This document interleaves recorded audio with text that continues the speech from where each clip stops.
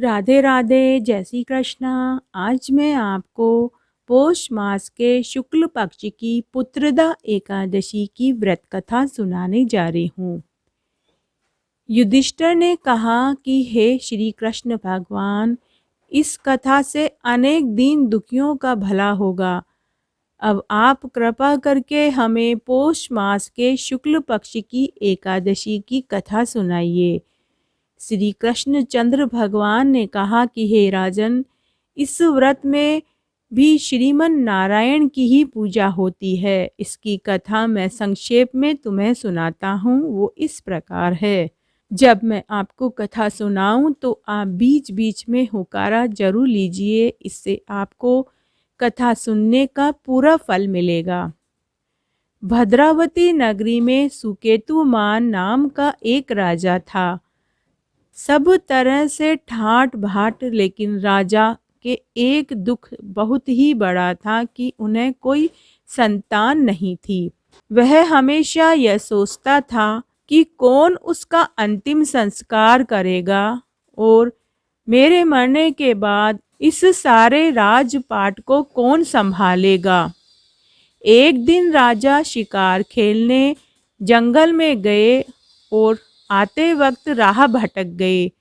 भटकते भटकते प्यास लगी, तभी कुछ दूरी पर उन्हें एक सरोवर नजर आया। उस सरोवर के पास अनेक मुनियों के आश्रम थे।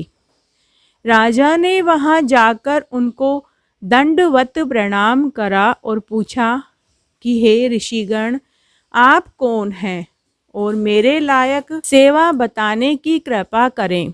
राजा की विनम्रता से ऋषियों ने प्रसन्न होकर कहा कि हम विश्व देवा हैं, यहाँ माघ स्नान करने हेतु आए हैं। राजा, आप बहुत दुखी जान पड़ते हो। अगर आपको कोई दुख हो तो हमें बताइए, हम उसका समाधान निकालेंगे। राजा ने कहा कि हे ऋषि महात्माओं, मेरे कोई पुत्र नहीं है, जिससे मुझे अपना जीवन अधूरा लगता है।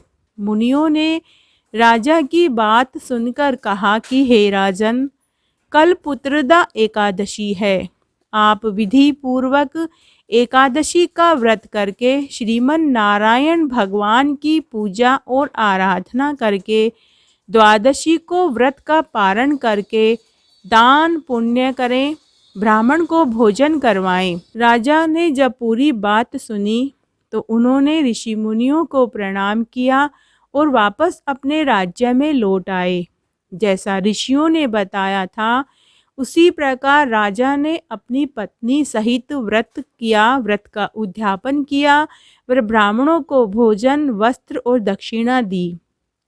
राजा की भक्ति से श्री नारायण भगवान बड़े प्रसन्न हुए और उसे एक सुंदर पुत्र दिया, जो बड़ा होकर राजा बना और उसके पिता को बैकुंठ की प्राप्ति हुई। इसलिए पुत्र की प्राप्ति के लिए पुत्रदा एकादशी का व्रत सर्वोत्तम है। इसको अवश्य करना चाहिए। आज मैंने आपको पौष मास के शुक्ल पक्ष की पुत्रदा एकादशी के व्रत कथा सुनाई। अगर आपको ये पसंद आती है तो कमेंट बॉक्स में श्रीमन नारायण जरूर लिखें। धन्यवाद।